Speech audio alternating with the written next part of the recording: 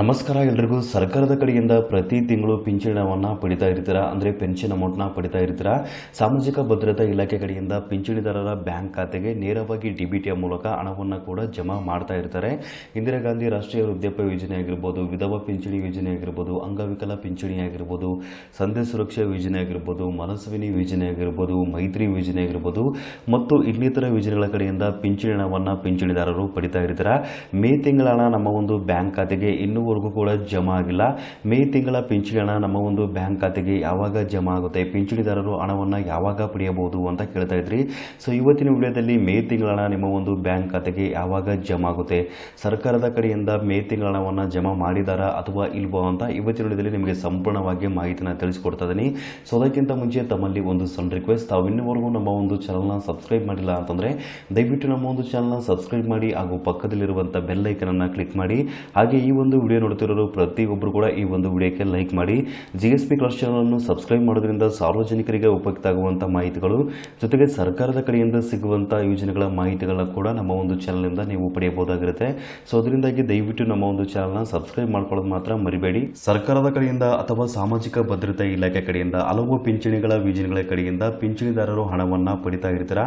ಹಲವು ಪಿಂಚಣಿಗಳ ಯೋಜನೆ ಅಂತ ಹೇಳಿದ್ರೆ ಇಂದಿರಾ ಗಾಂಧಿ ರಾಷ್ಟ್ರೀಯ ವೃದ್ಧಾಪ್ಯ ಯೋಜನೆ ಆಗಿರ್ಬೋದು, ವಿಧವಾ ಪಿಂಚಣಿ ಯೋಜನೆ ಆಗಿರ್ಬೋದು, ಅಂಗವಿಕಲ ಪಿಂಚಣಿ ಆಗಿರ್ಬೋದು, ಸಂಧ್ಯಾ ಸುರಕ್ಷಾ ಯೋಜನೆ ಆಗಿರ್ಬೋದು, ಮನಸ್ವಿನಿ ಯೋಜನೆ ಆಗಿರ್ಬೋದು, ಮೈತ್ರಿ ಯೋಜನೆ ಆಗಿರ್ಬೋದು ಮತ್ತು ಇನ್ನಿತರ ಯೋಜನೆಗಳ ಕಡೆಯಿಂದ ಪ್ರತಿ ತಿಂಗಳು ಪಿಂಚಣಿ ಹಣವನ್ನು ಪಡಿತಾ ಇರ್ತಾರೆ. ಆದರೆ ಈ ಒಂದು ಮೇ ತಿಂಗಳ ಹಣ ಇನ್ನೂವರೆಗೂ ಕೂಡ ನಮ್ಮ ಒಂದು ಬ್ಯಾಂಕ್ ಖಾತೆಗೆ ಜಮಾ ಆಗಿಲ್ಲ. ಪಿಂಚಣಿದಾರರು ಮೇ ತಿಂಗಳ ಹಣವನ್ನು ಯಾವಾಗ ಪಡೆಯಬಹುದು, ಸರ್ಕಾರದ ಕಡೆಯಿಂದ ಮೇ ತಿಂಗಳ ಹಣವನ್ನು ಬಿಡುಗಡೆ ಮಾಡಿದಾರೋ ಅಥವಾ ಇಲ್ವೋ, ಇದ್ರ ಬಗ್ಗೆ ಮಾಹಿತಿನ ತಿಳಿಸ್ಕೊಡಿ ಅಂತ ಕೇಳ್ತಾ ಇದ್ರಿ.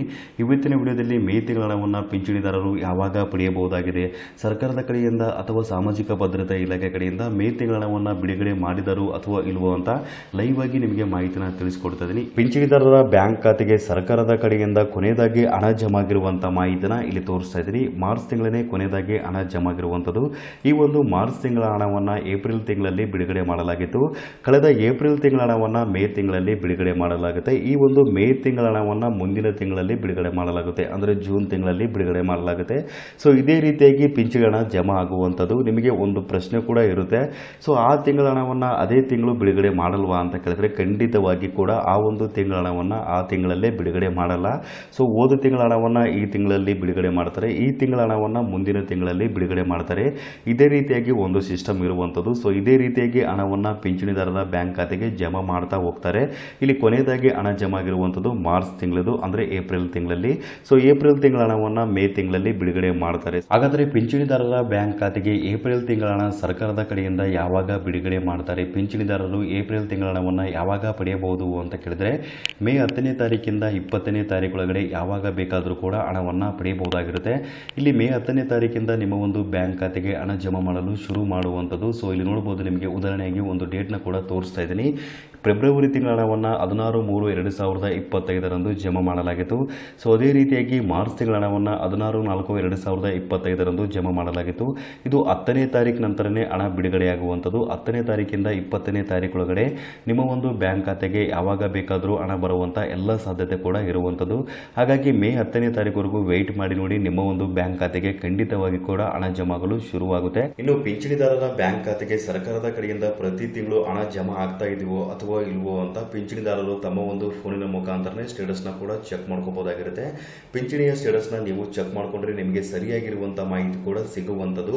ಪಿಂಚಣಿದಾರರು ತಮ್ಮ ಒಂದು ಫೋನಿನ ಮುಖಾಂತರ ಯಾವ ರೀತಿಯಾಗಿ ಸ್ಟೇಟಸ್ನ ಚೆಕ್ ಮಾಡ್ಕೋಬೇಕು, ಪಿಂಚಣಿ ಹಣ ಪ್ರತಿ ತಿಂಗಳು ಜಮಾ ಆಗ್ತಾ ಇದೆಯೋ ಅಥವಾ ಇಲ್ವೋ ಅಂತ ಯಾವ ರೀತಿಯಾಗಿ ತಿಳಿದುಕೊಳ್ಬೇಕು ಅಂತ ಕೇಳಿದ್ರೆ, ಮೊದಲದಾಗಿ ಇಲ್ಲಿ ಕಾಣುವಂಥ ಈ ಒಂದು ವೆಬ್ಸೈಟ್ಗೆ ನೀವು ಭೇಟಿ ನೀಡಬೇಕಾಗಿರುತ್ತೆ. ಇದು ನಮ್ಮ ಕರ್ನಾಟಕ ಸರ್ಕಾರದ ಅಫಿಷಿಯಲ್ ವೆಬ್ಸೈಟ್ ಆಗಿರುವಂಥದ್ದು. ಈ ಒಂದು ವೆಬ್ಸೈಟ್ ಲಿಂಕ್ನ ನಾನು ಈ ವಿಡಿಯೋಕ್ಕೆ ಹೇಳಿರುವಂಥ ಡಿಸ್ಕ್ರಿಪ್ಷನ್ ಬಾಕ್ಸಲ್ಲಿ ಕೊಟ್ಟಿರ್ತೀನಿ. ನೀವು ಅಲ್ಲಿಂದ ಓಪನ್ ಮಾಡಿಕೊಂಡ್ರೆ ಇಲ್ಲಿ ಕಾಣುವಂಥ ಅಫಿಷಿಯಲ್ ವೆಬ್ಸೈಟ್ಗೆ ನೇರವಾಗಿ ಭೇಟಿ ನೀಡ್ತಾರೆ. ನೆಕ್ಸ್ಟ್ ಇಲ್ಲಿ ಭೇಟಿ ನೀಡಿದ ನಂತರ ನಿಮಗೆ ಬೆನಿಫಿಷಿಯರಿ ಐಡಿ ಅಥವಾ ಆಡಿ ನಂಬರ್ ಅಂತ ಬಂದಿರುತ್ತೆ. ಆಡಿ ನಂಬರ್ ಅಥವಾ ಬೆನಿಫಿಷಿಯರಿ ಐಡಿನ ಎಂಟರ್ ಮಾಡಬೇಕಾಗಿರುತ್ತೆ. ನಿಮಗೆ ಏನಾದರೂ ಬೆನಿಫಿಷಿಯರಿ ಐಡಿ ಗೊತ್ತಿತ್ತು ಅಂತಂದರೆ ಡೈರೆಕ್ಟಾಗಿ ಎಂಟರ್ ಮಾಡಿ, ಅಥವಾ ಆಡಿ ನಂಬರ್ ಏನಾದರೂ ಗೊತ್ತಿತ್ತು ಅಂತಂದರೆ ಆಡಿ ನಂಬರ್ ಕೂಡ ಎಂಟರ್ ಮಾಡ್ಬೋದು. ಕೆಲವೊಂದು ಸಾರಿ ನಿಮಗೆ ಆಡಿ ನಂಬರ್ ಗೊತ್ತಿರಲಿಲ್ಲ ಅಂತಂದರೆ ನಿಮ್ಮ ಒಂದು ಮಂಜೂರಾತಿಯ ಪ್ರಮಾಣ ಪತ್ರ ಅಥವಾ ಆರ್ಡರ್ ಕಾಪಿ ಅಂತ ಹೇಳ್ತಾರೆ. ಸೊ ಆ ಒಂದು ಆರ್ಡರ್ ಕಾಪಿಯಲ್ಲಿ ಆಡಿ ನಂಬರ್ ಕೂಡ ಕೊಟ್ಟಿರ್ತಾರೆ.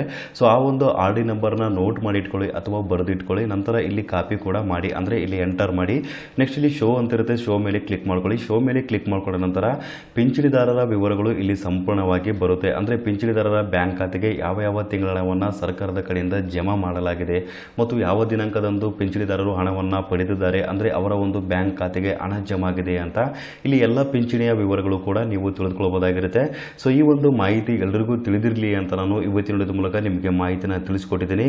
ಸೊ ಈ ಒಂದು ಮಾಹಿತಿ ಅಥವಾ ವಿಡಿಯೋ ಇಷ್ಟವಾಗಿತ್ತು ಅಂತಂದರೆ ಮಾಹಿತಿಗೆ ತಪ್ಪದೆ ಲೈಕ್ ಮಾಡಿ ಹಾಗೂ ಎಲ್ಲರಿಗೂ ಈ ವಿಡಿಯೋನ ಶೇರ್ ಮಾಡಿ. ಸಬ್ಸ್ಕ್ರೈಬ್ ಮಾಡೋದು ಮಾತ್ರ ಮರಿಬೇಡಿ. ವಿಡಿಯೋ ನೋಡಿದ್ದಕ್ಕಾಗಿ ನಿಮಗೆ ತುಂಬ ಧನ್ಯವಾದಗಳು.